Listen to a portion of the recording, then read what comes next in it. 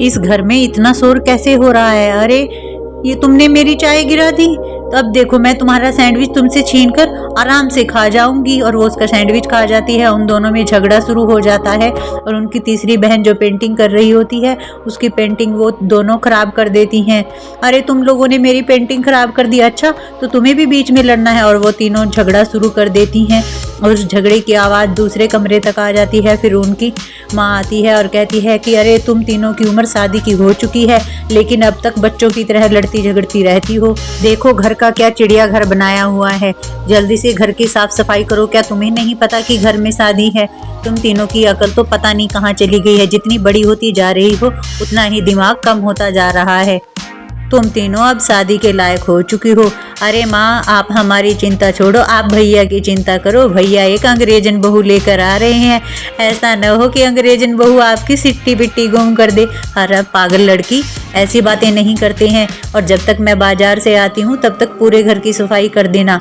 और वो दोनों बहनें घर की सफाई करने लग जाती हैं और उनकी माँ बाजार से सामान लेकर आती है। शाम के समय उनके भैया की वीडियो कॉल पर अपनी माँ से बात होती है। उसकी माँ कहती है कि बेटा कैसी हो? हाँ माँ मैं बहुत अच्छा हूँ। ये है टेस्का, ये बहुत अच्छी लड़की है, मैं कल इसे लेकर आ रहा हूँ और हम मंदिर में ही शादी करेंगी। हाँ बेटा जैसी तुम्हारी इच्छा, अगर तुम्हें पसंद है तो हमें तो कोई एतराज़ नहीं है, पर एक अंग्रेजन बहू आने से लगता है घर का माहौल ज़रूर बिगड़ जाएगा। अरे माँ अंग्रेजन को तो हमारे कल्चर के बारे में कुछ भी पता नहीं होगा और ये तो बहुत छोटे छोटे कपड़े पहनेगी। हाँ बेटा बात तो तुमने सही की है, ऐसा ना हो समाज में हमारी बदनामी हो जाए। अरे नहीं माँ जी आप बिल्कुल चिंता न करें, हमको हिंदी भी आता है और हम इंडियन कल्चर की पूरी नॉलेज रखता है क्योंकि हमारी माँ भी इंडियन है। हमारी तरफ से आपको कोई शिकायत का मौका नहीं मिलेगा। हम इंडिया आकर इंडियन कपड़े ही पहनेंगे, आप चिंता न करें। माँ टेस्का बहुत अच्छी है, भले ही ये अंग्रेजन है लेकिन इसे इंडिया के बारे में पूरी नॉलेज है। और उसकी माँ कहती है ठीक है बेटा। और अगले दिन सुबह वो दोनों इंडिया आ जाते हैं और उनकी माँ उन्हें मंदिर में ले जाकर उनकी शादी कर देती है। वो किसी भी खास रिश्तेदार को भी नहीं बुलाती है। और तभी तीनों बहनें कहती हैं कि अरे ये अंग्रेजन भाभी देखो कितनी ज़्यादा सफ़ेद है, हम भी गोरे हैं लेकिन ये तो इतनी ज़्यादा गोरी है, ना जाने ये अंग्रेज लोग क्या खाते होंगे जो इतने गोरे होते हैं। और तभी पंडित जी कहते हैं कि शादी संपन्न हो चुकी है। और वो अंग्रेजन कहती है कि हम तो बहुत थक चुका है, क्या अब हम जा सकता है? अरे हाँ अब हमारी शादी हो चुकी है, जल्दी से माँ का आशीर्वाद लेते हैं और फिर घर चलते हैं और घर जाकर तुम आराम कर लेना। और वो दोनों अपनी माँ का आशीर्वाद लेते हैं और अपने घर पर आ जाते हैं। घर आने पर अंग्रेजन बहू का अच्छे से फूलों से और आरती से स्वागत किया जाता है और राहुल की माँ अपनी अंग्रेजन बहू को देखकर बहुत खुश होती है। और अगले दिन सुबह अंग्रेजन बहू अपनी पहली रसोई की रस्म को पूरा करती है। वो बिल्कुल इंडियन खाना बना देती है। ये देखकर उसकी नंदों को बहुत जलन होती है और वो उसके हर काम को बिगाड़ने में लग जाती हैं। एक दिन जब वो अच्छे से खाना बना देती है तो उसकी नंद उसके खाने में बहुत सारा नमक डाल देती है और वो खाना लेकर अपनी सास के पास जाती है। तो उसकी सास कहती है कि बेटा तुम हर रोज़ तो इतना अच्छा खाना बनाती थी, आज तुमने इतना ज़्यादा नमक क्यों डाला है? क्या तुम खाना बनाते हुए नमक डालना भूल गई थी? अरे नहीं माँ जी मैंने खाना टेस्ट किया था, हर रोज़ की तरह टेस्टी ही बनाया था, न जाने आज इतना नमक कैसे हो गया। हमारा कोई गलती नहीं है। ठीक है बेटा कोई बात नहीं, तुम हर रोज इतना अच्छा खाना बनाती हो, ये लो तुम्हारा गिफ्ट, ये तुम्हारा दिवाली का गिफ्ट है, तुम दिवाली वाले दिन इसे पहन लेना, अच्छे से हो तैयार होकर रहना ताकि मेरी अंग्रेजन बहू को सब देखें। ठीक है माँ जी। और उसकी तीनों नंदें ये देखकर बहुत खुश गुस्सा हो जाती हैं, कहती हैं कि जब से ये आई है माँ तो हमारी तरफ ध्यान ही नहीं देती, हमेशा इसके गुणों की ही तारीफ करती रहती है, ये हमसे गोरी जो है, अब हमें इसे सबक सिखाना होगा, अब तो हमें कुछ बड़ा ही करना पड़ेगा।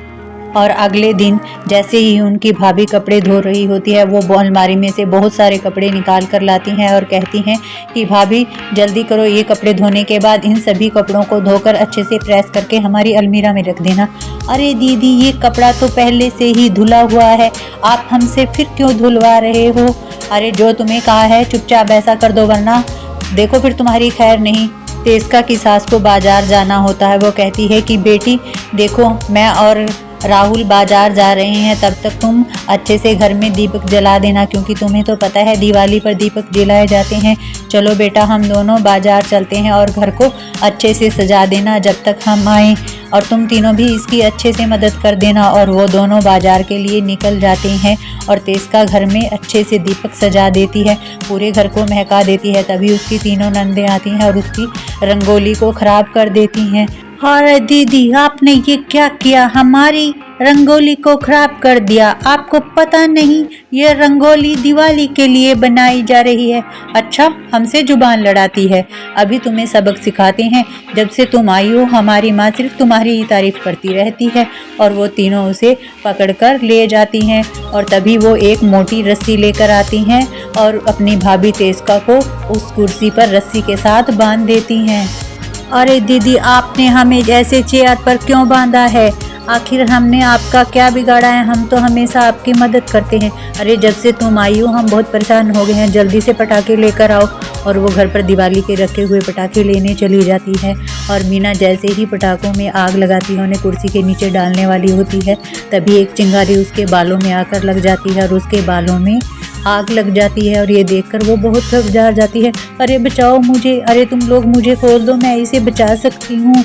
और वो जल्दी से अपनी रस्सी से हाथ छुड़ाती है और उसकी आग को बुझा देती है। तभी उसकी सास और पति बाजार से आ जाते हैं और वो देखते हैं अरे तुमने मेरी बेटी को मारने की कोशिश की। उसकी सास उसके साथ बहुत बुरा व्यवहार करती है, कहती है कि मैं तो सोच रही थी मेरी अंग्रेजन बहू बहुत अच्छी है, लेकिन मेरे पीछे से तुम तो मेरी बेटियों को मारने वाली थी। अरे नहीं माँ जी आपने बहुत गलत समझ लिया है। अरे हाँ माँ जी आप बहुत गलत समझ रही हैं, ऐसा कुछ नहीं है, भाभी ने तो हमारी मदद की है, गलती तो हमारी ही थी। हम ही भाभी को कुर्सी पर बांधकर कुर्सी के नीचे पटाखे रखने वाले थे और वो पटाखों की आग जल्दी से मेरे बालों में लग गई। भाभी ने तो मुझे जलने से बचाया है। माँ हमें माफ़ कर देना, हमें लगता था कि जब से भाभी आई है आप सिर्फ भाभी से ही प्यार करती हैं और हमसे तो आप बिल्कुल प्यार नहीं करती। अरे मूर्ख लड़कियों तुमने ऐसा कैसे समझ लिया, मेरे लिए तो सभी बच्चे एक बराबर हैं। जितना प्यार मैं तुमसे करती हूँ इतना ही अपनी अंग्रेजन बहू से करती हूँ और वो अपनी बेटियों को अच्छे से डांट लगाती है।